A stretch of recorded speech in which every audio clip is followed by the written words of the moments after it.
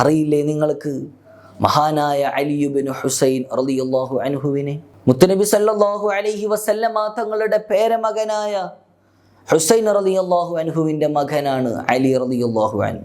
സൈനുൽ ആബിദീൻ എന്ന പേരിലാണ് മഹാനവറുകൾ പ്രസിദ്ധമായിട്ടുള്ളത്.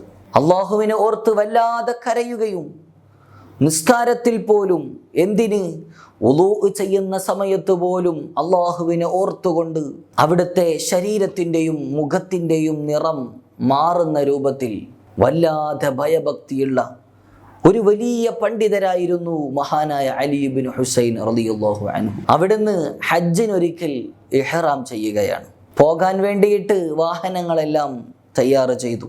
അദ്ദേഹം വാഹനപ്പുറത്ത് കയറുകയാണ്. അള്ളാഹുവിനെ ഓർക്കുന്നു. അവിടുത്തെ ശരീരത്തിൻ്റെയും മുഖത്തിൻ്റെയും നിറം മാറുന്നു. അദ്ദേഹം വിറക്കുകയാണ്. വിറച്ചുകൊണ്ട് ലബ്ബൈക അല്ലാഹുമ്മ എന്ന് പറയുന്ന ആ വിശുദ്ധ വചനം ഉച്ചരിക്കാൻ മഹാനവറുകൾക്ക് സാധിക്കുന്നില്ല. മഹാനവറുകളുടെ സംസാരം പുറത്തേക്ക് വരുന്നില്ല.